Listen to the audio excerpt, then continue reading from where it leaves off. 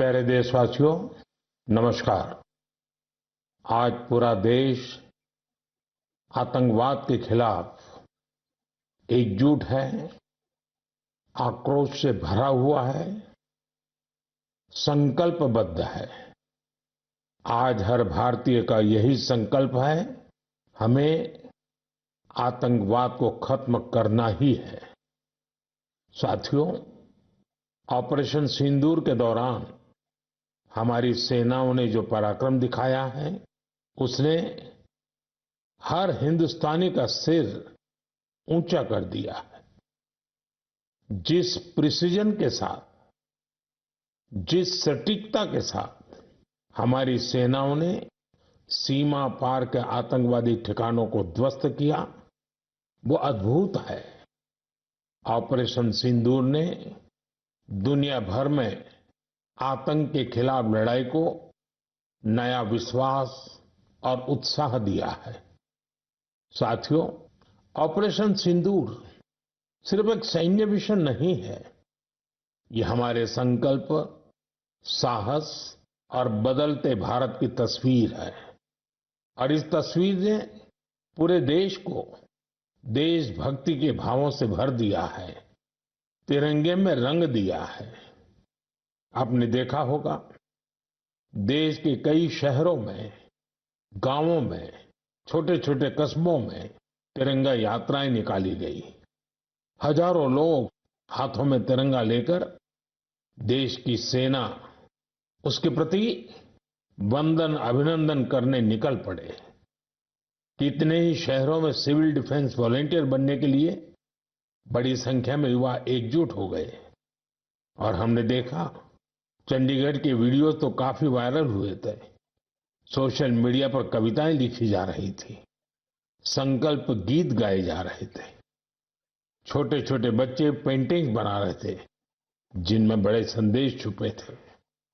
मैं अभी 3 दिन पहले बीकानेर गया था। वहां बच्चों ने मुझे ऐसी ही एक पेंटिंग भेंट की थी। ऑपरेशन सिंदूर ने देश के लोगों को इतना प्रभावित किया है कि कई परिवारों ने इसे अपने जीवन का हिस्सा बना लिया है। बिहार के कटिहार में, यूपी के कुशीनगर में और भी कई शहरों में उस दौरान जन्म लेने वाले बच्चों का नाम सिंदूर रखा गया है। साथियों, हमारे जवानों ने आतंक के अड्डों को तबाह किया। यह उनका अदम्य साहस था और उसमें शामिल थी भारत में बने हथियारों, उपकरणों और टेक्नोलॉजी की ताकत। उसमें आत्मनिर्भर भारत का संकल्प भी था। हमारे इंजीनियर्स, हमारे तकनीशियन, हर किसी का पसीना इस विजय में शामिल है।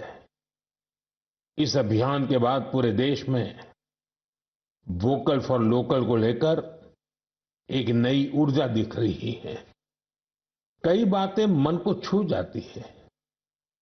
एक माँ बाप ने कहा, अब हम अपने बच्चों के लिए सिर्फ भारत में बने खिलौने ही लेंगे। देशभक्ति की शुरुआत बचपन से होगी। कुछ परिवारों ने शपथ ली है, हम अपनी अगली छुट्टियां देश के किसी खूबसूरत जगह में ही बिताएंगे। कई युवाओं ने मेड इन इंडिया का संकल्प लिया है, वो देश में ही शादी करेंगे। किसी ने ये भी कहा है, अब जो भी गिफ्ट देंगे वह किसी भारतीय शिल्पकार के हाथों से बना होगा। साथियों, यही तो है भारत की असली ताकत, जन मन का जुड़ाव, जन भागीदारी। मैं आप सबसे भी आग्रह करता हूं, आइए इस अवसर पर एक संकल्प लें। हम अपने जीवन में जहां भी संभव हो देश में बनी चीजों को प्राथमिकता देंगे। यह सिर्फ आर्थिक आत्मनिर्भरता की बात नहीं है, यह राष्ट्र के निर्माण में भागीदारी का भाव है। हमारा एक कदम भारत की प्रगति में बहुत बड़ा योगदान बन सकता है। साथियों, बस से कहीं आना जाना कितनी सामान्य बात है।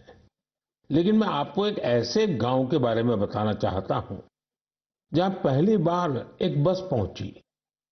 इस दिन का वहां के लोग वर्षों से इंतजार कर रहे थे और जब गांव में पहली बार बस पहुंची तो लोगों ने ढोल नगाड़े बजाकर उसका स्वागत किया। बस को देखकर लोगों की खुशी का ठिकाना नहीं था। गांव में पक्की सड़क थी, लोगों को जरूरत थी, लेकिन पहले कभी यहां बस नहीं चल पाई थी। क्यों? क्योंकि ये गांव माओवादी हिंसा से प्रभावित था। यह जगह है महाराष्ट्र के गढ़चिरौली जिले में और इस गांव का नाम है काटेजरी। काटेजरी में आए इस परिवर्तन को आसपास के पूरे क्षेत्र में महसूस किया जा रहा है। अब यहां हालात तेजी से सामान्य हो रहे हैं। माओवाद के खिलाफ सामूहिक लड़ाई से अब ऐसे क्षेत्रों तक भी बुनियादी सुविधाएं पहुंचने लगी हैं। गांव के लोगों का कहना है कि बस के आने से उन लोगों का जीवन बहुत आसान हो जाएगा। साथियों, मन की बात में हम छत्तीसगढ़ में हुए बस्तर ओलंपिक और माओवाद प्रभावित क्षेत्रों में साइंस लैब पर चर्चा कर चुके हैं। यहाँ के बच्चों में साइंस का पैशन है। वो स्पोर्ट्स में भी कमाल कर रहे हैं। ऐसे प्रयासों से पता चलता है कि इन इलाकों में रहने वाले लोग कितने साहसी होते हैं। इन लोगों ने तमाम चुनौतियों के बीच अपने जीवन को बेहतर बनाने की राह चुनी है। मुझे यह जानकर भी बहुत खुशी हुई कि 10वीं और 12वीं की परीक्षाओं में दंतेवाड़ा जिले के नतीजे बहुत शानदार रहे हैं। करीब 95% रिजल्ट के साथ ये जिला 10वीं के नतीजों में टॉप पर रहा। वहीं 12वीं की परीक्षा में इस जिले ने छत्तीसगढ़ में छठा स्थान हासिल किया। सोचिए, जिस दंतेवाड़ा में कभी माओवाद चरम पर था, वहां आज शिक्षा का परचम लहरा रहा है। ऐसे बदलाव हम सभी को गर्व से भर देते हैं। मेरे प्यारे देशवासियों, अब मैं लायंस, शेरों से जुड़ी एक बड़ी अच्छी खबर आपको बताना चाहता हूं। पिछले केवल 5 वर्षों में गुजरात के गीर में शेरों की आबादी 674 से बढ़कर 891 हो गई है। 674 से 891। लायन सेंसस के बाद सामने आई शेरों की ये संख्या बहुत उत्साहित करने वाली है। साथियों, आप में से बहुत से लोग यह जानना चाह रहे होंगे कि आखिर ये एनिमल सेंसस होती कैसे है। ये एक्सरसाइज बहुत ही चुनौतीपूर्ण है। आपको यह जानकर हैरानी होगी कि लायन सेंसस 11 जिलों में 35,000 वर्ग किलोमीटर के दायरे में की गई थी। सेंसस के लिए टीमों ने राउंड द क्लॉक यानी 2400 घंटे इन क्षेत्रों की निगरानी की। इस पूरे अभियान में वेरिफिकेशन और क्रॉस वेरिफिकेशन दोनों किए गए। इससे पूरी बारीकी से शेरों की गिनती का काम पूरा हो सका।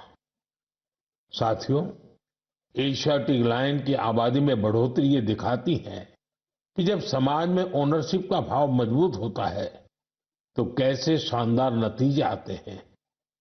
कुछ दशक पहले गीर में हालात बहुत चैलेंजिंग थे, लेकिन वहां के लोगों ने मिलकर बदलाव लाने का बीड़ा उठाया।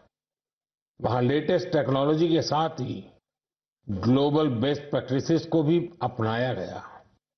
इसी दौरान गुजरात ऐसा पहला राज्य बना जहां बड़े पैमाने पर फॉरेस्ट ऑफिसर के पद पर महिलाओं की तैनाती की गई। आज हम जो नतीजे देख रहे हैं उसमें इन सभी का योगदान है।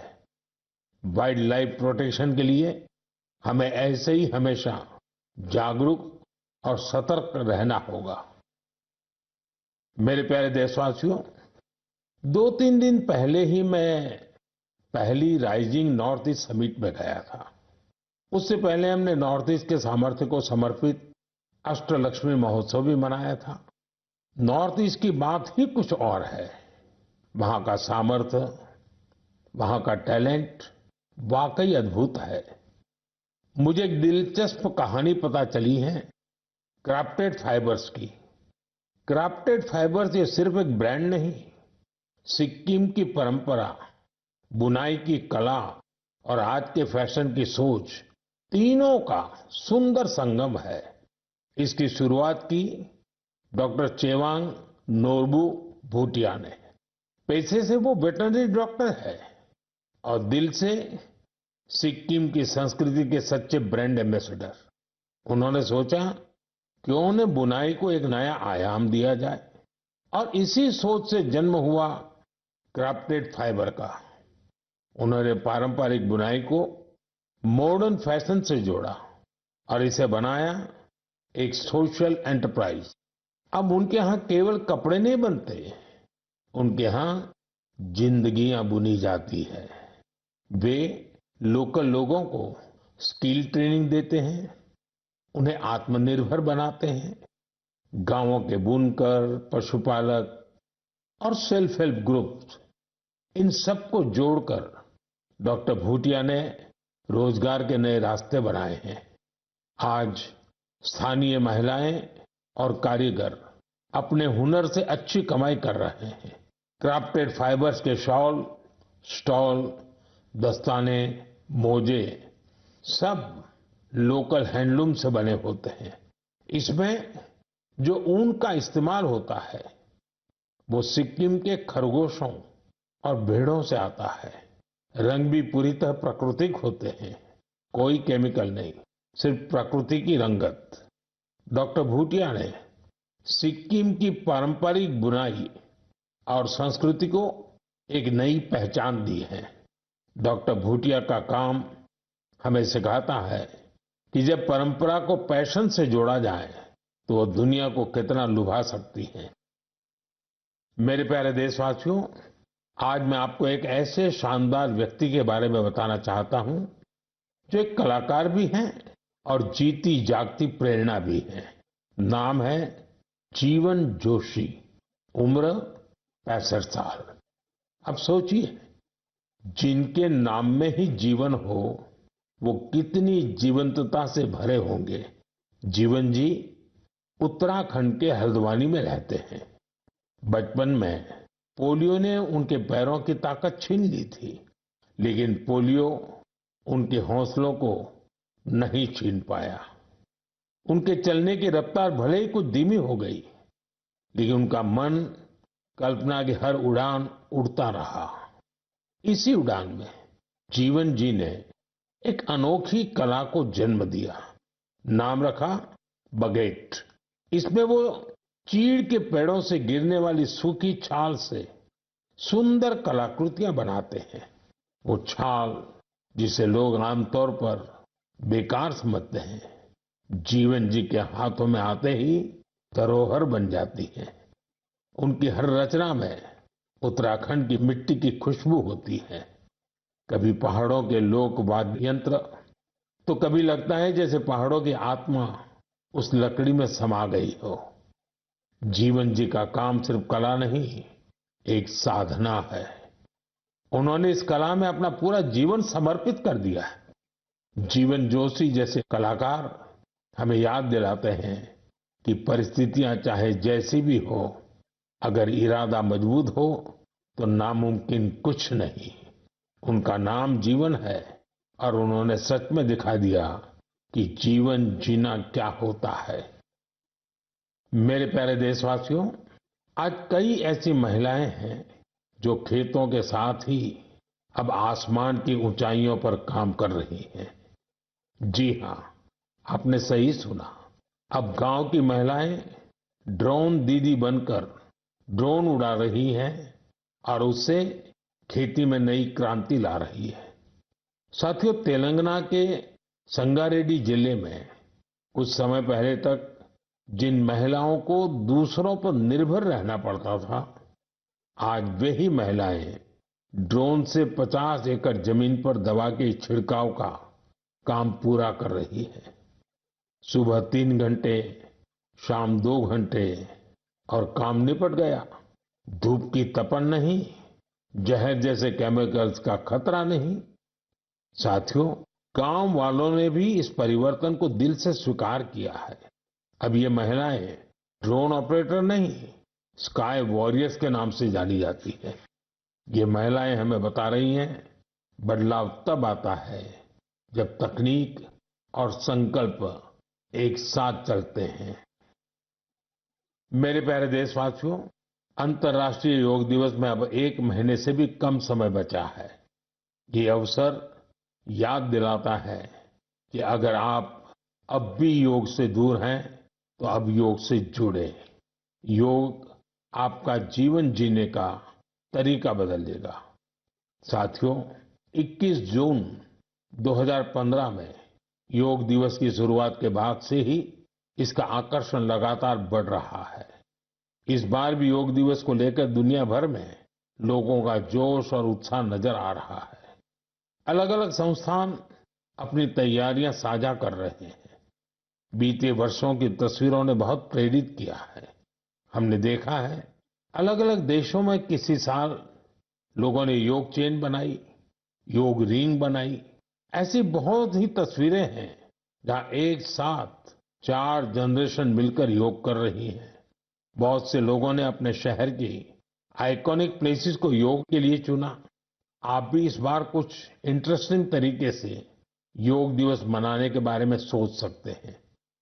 साथियों, आंध्र प्रदेश की सरकार ने योग आंध्र अभियान शुरू किया है। इसका उद्देश्य पूरे राज्य में योग संस्कृति को विकसित करना है। इस अभियान के तहत योग करने वाले 10 लाख लोगों का एक पूल बनाया जा रहा है। मुझे इस वर्ष विशाखापत्तनम में योग दिवस कार्यक्रम में शामिल होने का अवसर मिलेगा। मुझे जानकर अच्छा लगा कि इस बार भी हमारे युवा साथी देश की विरासत से जुड़ी आइकॉनिक प्लेसेस पर योग करने वाले हैं। कई युवाओं ने नए रिकॉर्ड बनाने और योग चेन का हिस्सा बनने का संकल्प लिया है। हमारे कॉरपोरेट्स भी इसमें पीछे नहीं है। कुछ संस्थानों ने ऑफिस में ही योग अभ्यास के लिए अलग स्थान तय कर दिया है।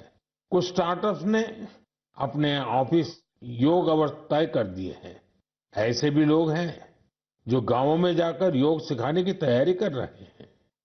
हेल्थ और फिटनेस को लेकर लोगों की ये जागरूकता मुझे बहुत आनंद देती है। साथियों, योग दिवस के साथ साथ आयुर्वेद के क्षेत्र में भी कुछ ऐसा हुआ है जिसके बारे में जानकर आपको बहुत खुशी होगी। कल ही यानी 24 मई को WHO के डायरेक्टर जनरल और मेरे मित्र तुलसी भाई की मौजूदगी में एक MOU साइन किया गया है। इस एग्रीमेंट के साथ ही international classification of health interventions के तहत एक डेडिकेटेड ट्रेडिशनल मेडिसिन मॉड्यूल पर काम शुरू हो गया है। इस पहल से आयुष को पूरी दुनिया में वैज्ञानिक तरीके से अधिक लोगों तक पहुंचाने में मदद मिलेगी। साथियों, आपने स्कूलों में ब्लैक बोर्ड तो देखा होगा, लेकिन अब कुछ स्कूलों में शुगर बोर्ड भी लगाया जा रहा है। ब्लैक बोर्ड नहीं, शुगर बोर्ड। CBSE की इस अनोखी पहल का उद्देश्य है बच्चों को उनके शुगर इंटेक के प्रति जागरूक करना। कितनी चीनी लेनी चाहिए और कितनी चीनी खाई जा रही है, ये जानकर बच्चे खुद से ही हेल्दी विकल्प चुनने लगे हैं। ये एक अनोखा प्रयास है और इसका असर भी बड़ा पॉजिटिव होगा। बचपन से ही स्वस्थ जीवन शैली की आदतें डालने में ये काफी मददगार साबित हो सकता है।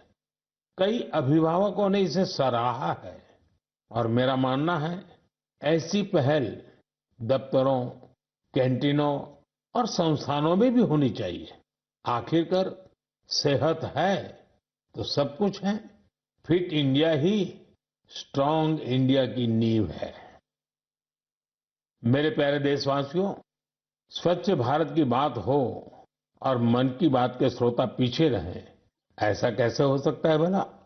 मुझे पूरा विश्वास है कि आप सब अपने अपने स्तर पर इस अभियान को मजबूती दे रहे हैं, लेकिन आज मैं आपको एक ऐसी मिसाल के बारे में बताना चाहता हूं जहां स्वच्छता के संकल्प ने पहाड़ जैसी चुनौतियों की भी मात दे दी। आप सोचिए, कोई व्यक्ति बर्फीली पहाड़ियों पर चढ़ाई कर रहा हो, जहां सांस लेना मुश्किल हो, कदम कदम पर जान को खतरा हो, और फिर भी वो व्यक्ति वहां सफाई में जुटा हो। ऐसा ही कुछ किया है हमारी आईटीबीपी की टीमों के सदस्यों ने। ये टीम माउंट मकालू जैसे विश्व की सबसे कठिन चोटी पर चढ़ाई के लिए गई थी। पर साथियों, उन्होंने सिर्फ पर्वतारोहण नहीं किया, उन्होंने अपने लक्ष्य में एक मिशन और जोड़ा, स्वच्छता का। चोटी के पास जो कचरा पड़ा था, उन्होंने उसे हटाने का बीड़ा उठाया। अब कल्पना कीजिए, 150 किलो से ज्यादा नॉन बायोडिग्रेडेबल वेस्ट इस टीम के सदस्य अपने साथ नीचे लाए। इतनी ऊंचाई पर सफाई करना कोई आसान काम नहीं है, लेकिन यह दिखाता है कि जहां संकल्प होता है, वहां रास्ते अपने आप बन जाते हैं।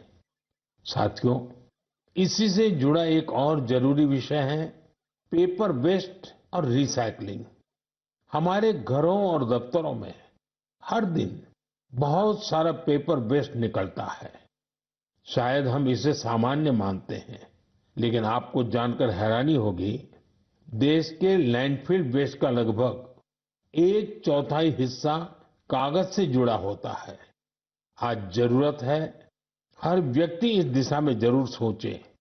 मुझे जानकर अच्छा लगा कि भारत के कई स्टार्टअप्स इस सेक्टर में शानदार काम कर रहे हैं। विशाखापत्तनम, गुरुग्राम ऐसे कई शहरों में कई स्टार्टअप पेपर रिसाइकलिंग के इनोवेटिव तरीके अपना रहे हैं। कोई रिसाइकल पेपर से पैकेजिंग बोर्ड बना रहा है, कोई डिजिटल तरीकों से न्यूज़पेपर रिसाइकलिंग को आसान बना रहा है। जालना जैसे शहरों में कुछ स्टार्टअप 100% रिसाइकल मटेरियल से पैकेजिंग रोल और पेपर कोर बना रहे हैं। आप ये भी जानकर प्रेरित होंगे, 1 टन कागज की रिसाइकलिंग से 17 पेड़ कटने से बचते हैं और हजारों लीटर पानी की बचत होती है। अब सोचिए, जब पर्वतारोही इतने कठिन हालत में कचरा वापस ला सकते हैं, तो हमें भी अपने घर या दफ्तर में पेपर को अलग करके रिसाइकलिंग में अपना योगदान जरूर देना चाहिए। जब देश का हर नागरिक ये सोचेगा कि देश के लिए मैं क्या बेहतर कर सकता हूं, तभी मिलकर हम बड़ा परिवर्तन ला सकते हैं। साथियों, बीते दिनों खेलो इंडिया गेम्स की बड़ी धूम रही। खेलो इंडिया के दौरान बिहार के 5 शहरों ने मेजबानी की थी। वहां अलग अलग कैटेगरी के मैच हुए थे। पूरे भारत से वहां पहुंचे एथलीट्स की संख्या 5,000 से भी ज्यादा थी। इन एथलीट्स ने बिहार की स्पोर्टिंग स्पिरिट की, बिहार के लोगों से मिली आत्मीयता की बड़ी तारीफ की है। साथियों, बिहार की धरती बहुत खास है। इस आयोजन में यहाँ कई यूनिक चीजें हुई हैं। खेलो इंडिया यूथ गेम्स का ये पहला आयोजन था जो ओलंपिक चैनल के जरिए दुनिया भर में पहुंचा। पूरे विश्व के लोगों ने हमारे युवा खिलाड़ियों की प्रतिभा को देखा और सराहा। मैं सभी पदक विजेताओं, विशेषकर टॉप के 3 विनर्स महाराष्ट्र, हरियाणा और राजस्थान को बधाई देता हूं। साथियों, इस बार खेलो इंडिया में कुल 26 रिकॉर्ड बने। वेट लिफ्टिंग स्पर्धाओं में महाराष्ट्र की अस्मिता धोने, ओडिशा के हर्षवर्धन साहू और उत्तर प्रदेश के तुषार चौधरी के शानदार प्रदर्शन ने सबका दिल जीत लिया।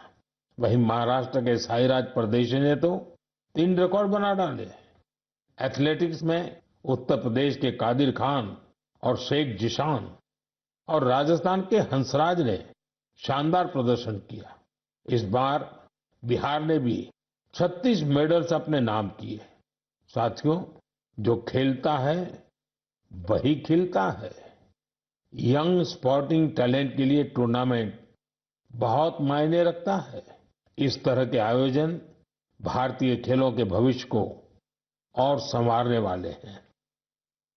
मेरे प्यारे देशवासियों, 20 मई को वर्ल्ड बी डे मनाया गया, यानी एक ऐसा दिन जो हमें याद दिलाता है कि शहद सिर्फ मिठास नहीं, बल्कि सेहत, स्वरोजगार और आत्मनिर्भरता की मिसाल भी है।